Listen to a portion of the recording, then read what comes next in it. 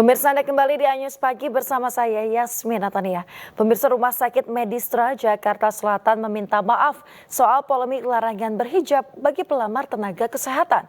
Pihak rumah sakit menyatakan akan melakukan kontrol ketat dalam proses rekrutmen dan juga komunikasi. Melalui surat yang beredar, Direktur Rumah Sakit Medistra Jakarta Selatan mengklaim pihaknya inklusif dan juga bisa bekerja sama dengan siapa saja. Terkait isu larangan berhijab, kini sedang dalam pemeriksaan tim manajemen rumah sakit. Pihaknya juga membagikan foto karyawan RS Medistra yang mengenakan hijab. Sebelumnya pemirsa, surat yang ditulis seorang dokter kepada manajemen rumah sakit Medistra viral di media sosial. Dalam surat tersebut, Dr. Diani Kartini mengungkap ada pertanyaan mengenai kesediaan untuk membuka hijab jika diterima bekerja. Dr. Diani pun kecewa terkait dugaan diskriminasi tersebut.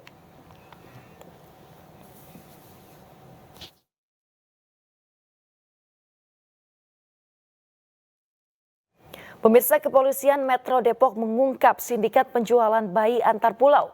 Pelaku membandrol harga seorang bayi mulai dari 40 juta rupiah.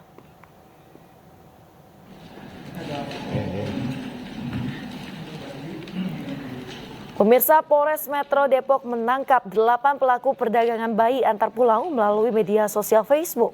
Salah satu tersangka mengaku menjual bayinya karena hasil hubungan gelap.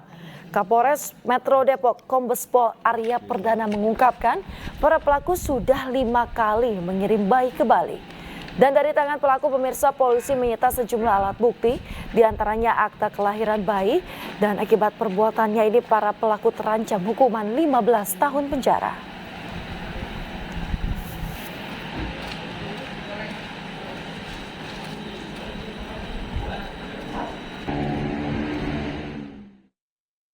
Pemirsa, dalam wawancara bersama Syafati Suryo di program Anyus Malam, Kapolres Metro Depok ini menyatakan pelaku mengiming-imingi pasangan yang memiliki bayi untuk menyerahkan buah hatinya dengan imbalan sebesar 10 hingga 15 juta rupiah.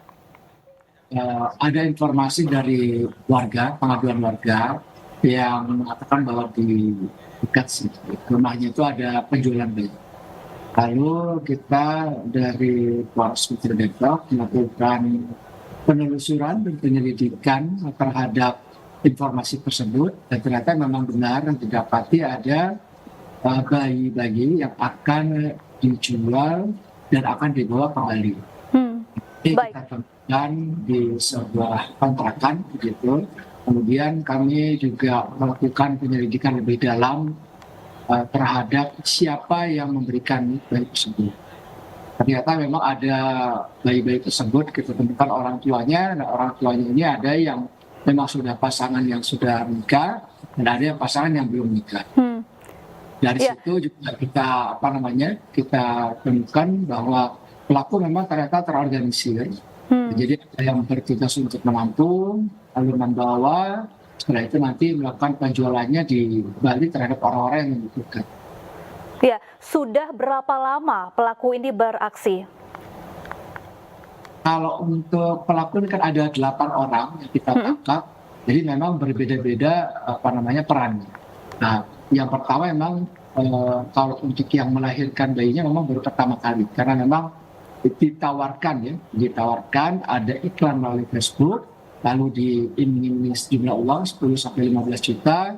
Kalau misalnya memang anaknya bisa diserahkan kepada si pelaku, nanti diberikan uang. Nah, pelakunya sendiri yang menerima bayi tersebut mengatakan sudah 5 kali melakukan perjalanan dari Depok menuju ke Bali untuk melakukan penjualan. Sedangkan yang di Bali sendiri memang mengakui sudah lebih dari 5 kali, tapi kita masih mendalami berapa kali dan berapa banyak bayi yang telah dijual oleh si pelaku. Baik, kalau asal-usul atau latar belakang bayi ini dari mana Pak Arya?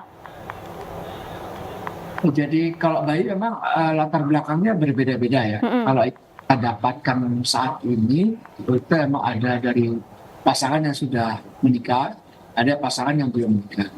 Tapi pada pada pelaksanaannya itu di Bali sendiri memang mereka bentuk sebuah yayasan untuk menampung bayi-bayi yang dilahirkan, yang diberikan istilahnya dengan kata adopsi. Tapi di sisi lain mereka juga mengiklankan melalui Facebook. Nah, dari Facebook ini disampaikan apabila ada yang mau menitipkan bayinya, bahasanya demikian gitu ya, nanti akan diberikan sejumlah uang, yaitu 10-15 juta. Kita beralih ke informasi lain, pemirsa. Pengadilan Negeri Kota Cirebon menunjuk 3 hakim yang akan memimpin persidangan peninjauan kembali 6 terpidana kasus pembunuhan sejoli Vina dan Eki. Sidang akan digelar secara terbuka mulai Rabu 4 September mendatang.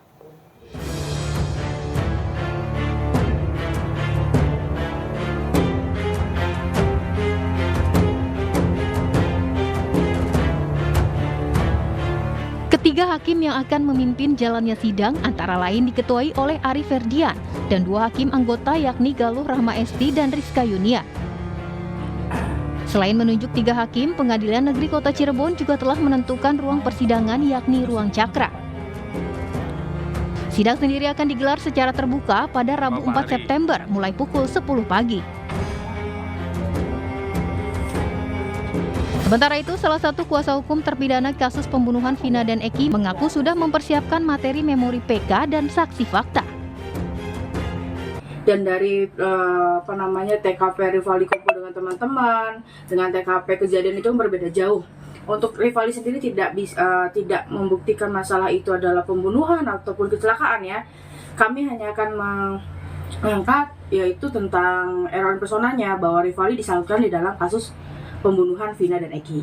Nah, untuk harapan kedepannya untuk para majelis, hakim nanti ataupun nanti hakim MA yang akan melihat memori kami ini, saya berharap mereka itu akan lebih teliti meninjau dari mulai BAP, dakwaan, tuntutan hingga putusan banding dan putusan kasasi, bisa mereka pelajari semua, bisa mereka lihat dan telaah mereka bahwa memang klien kami Rivaldi itu tidak adanya suatu sangkut paut gitu dengan kasus pembunuhan Vina dan Eki. Sebelumnya, 6 terpidana kasus pembunuhan Vina dan Eki, yakni Eko Ramadhani, Eka Sandi, Supriyanto, Hadi, Jaya, dan Sudirman, melalui kuasa hukumnya mengajukan peninjauan kembali di Pengadilan Negeri Cirebon, Jawa Barat. Kuasa hukum terpidana menyebut telah menyiapkan 2 saksi, yakni Ismail dan Adi, yang mengetahui persis kejadian di malam peristiwa meninggalnya Vina dan Eki. Lebih dulu, terpidana bebas kasus pembunuhan Vina dan Eki, Saka Tatal, telah rampung menjalani sidang peninjauan kembali di Pengadilan Negeri Cirebon dan masih menunggu hasil yang rencananya akan keluar dalam 3 bulan ke depan. Dari Cirebon, Jawa Barat, Miftahudin, iNews melaporkan.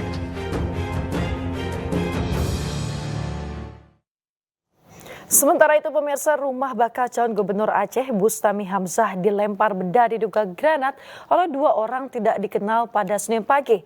Hingga kini polisi masih menyelidiki motif dan juga pelaku pelemparan benda diduga granat tersebut.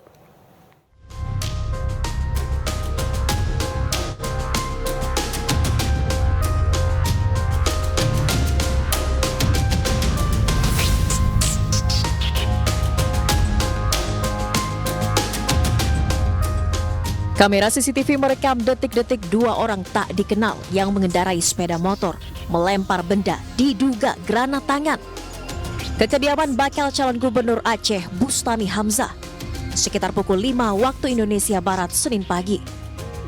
Rekaman CCTV pun memperlihatkan terjadinya ledakan dan keluarnya percikan api dari benda diduga granat.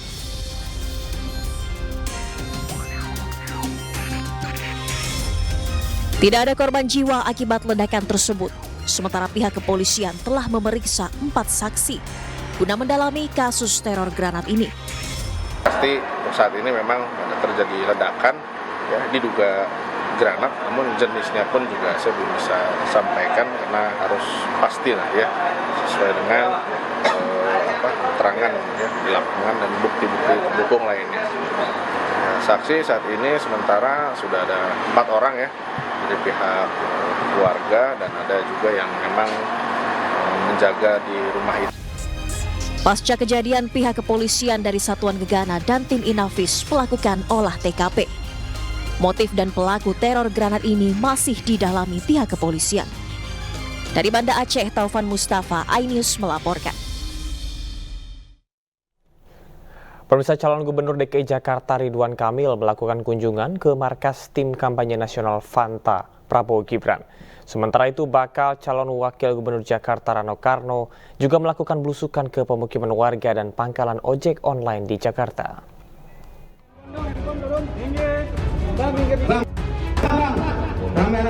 Ridwan Kamil disambut Komandan TKN Fanta Arif Roshid dan juga arak-arakan Betawi serta tradisi palang pintu yang merupakan salah satu ciri khas budaya Betawi.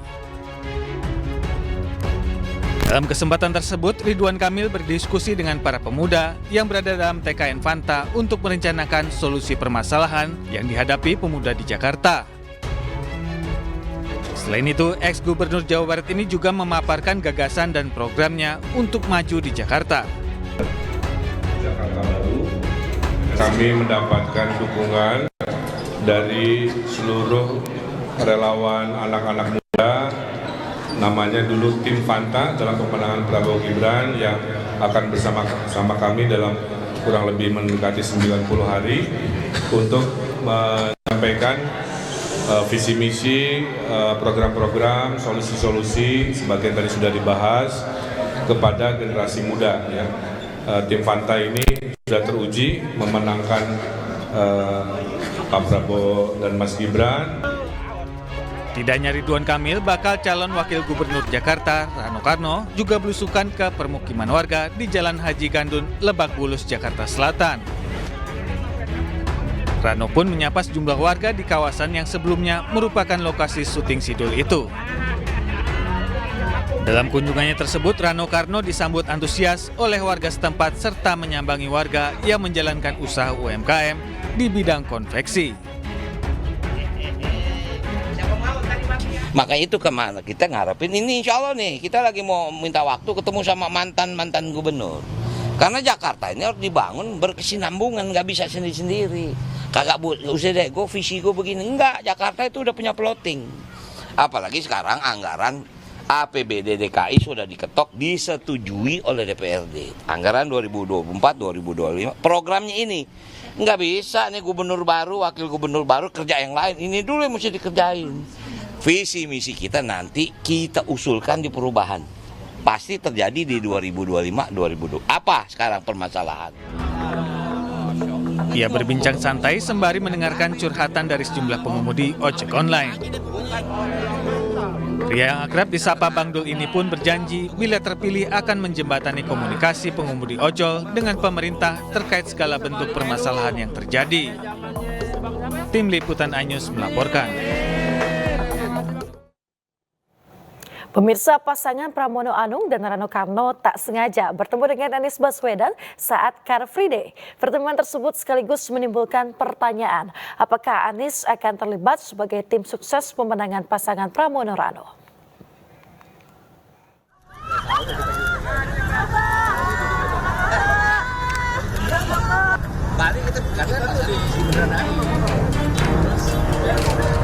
Momen pertemuan tidak disengaja antara mantan Gubernur Jakarta Anies Baswedan dengan pasangan bakal calon gubernur dan wakil gubernur Jakarta Pramono Anung dan Rano Karno terjadi di tengah acara Car Free Day di kawasan Senayan, Jakarta Pusat hari Minggu kemarin. Usai pertemuan, Rano Karno memposting ucapan terima kasih untuk Anies di akun Instagramnya. Interaksi antara ketiganya langsung memunculkan isu Anies akan menjadi bagian dari tim sukses bagi pasangan Pramono Rano Karno. Pramono Rano pun membuka kerjasama untuk pihak-pihak yang ingin mendukung keduanya. Ya, untuk ketua tim pemenangan secara keseluruhan memang non-kader. Dan saya juga sudah sampaikan kepada Ibu Megawati. Tetapi yang di bawahnya para kader, karena kami berdua ini kan kader banget gitu. Sehingga kita akan merangkul semuanya, tidak hanya semata-mata bicara partai, tetapi bicara masyarakat Jakarta secara keseluruhan. Kendati demikian, juru bicara Anies Baswedan menyebut belum ada tawaran langsung kepada Anies untuk menjadi bagian tim sukses pasangan Cagup-Cawagup Pramono Rano. Hingga kini, belum ada kepastian siapa tim sukses pasangan Pramono dan Rano. Keduanya pun terus berkomunikasi dengan warga Jakarta untuk menyusun visi dan misi yang dibutuhkan kota Jakarta. Pasangan yang diusung PDI Perjuangan ini tidak menutup kemungkinan melanjutkan program-program pemimpin sebelumnya. Tim Liputan iNews melaporkan. Ilham Habibie resmi mendaftar sebagai calon wakil gubernur di Pilkada Jawa Barat 2024. Pengamat menilai Ilham Habibie diprediksi akan menjadi kuda hitam lantaran Ilham dinilai sebagai sosok yang cerdas dan telah memiliki rencana untuk membangun Jawa Barat.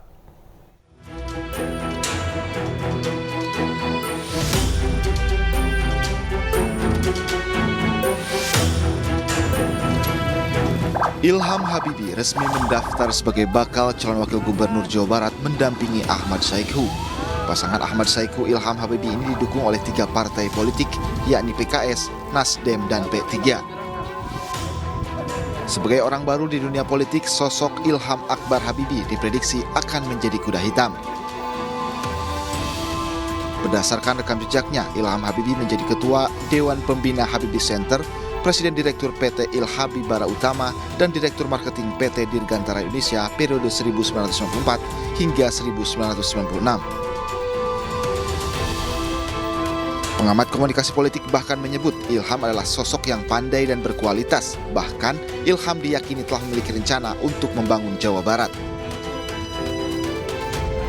Dari tingkat pendidikan, Pak Ilham Habibie ini sangat memadai, ia lulusan Jerman, dan dia tahu persis bagaimana mendorong tumbuh dan berkembangnya pendidikan di Jawa Barat. Total ada 4 pasangan calon yang siap berkontestasi di Pilkada Jawa Barat, yakni pasangan Ahmad Saiku Ilham Habibie, Dede Mulyadi Erwan Setiawan, Acep Adang Ruhyat dan Gita KDI, serta pasangan JJ Ronald. 4 pasangan telah menjalani tes kesehatan dan siap bertarung untuk mendapatkan simpati warga masyarakat Jawa Barat. Tim Liputan iNews melaporkan.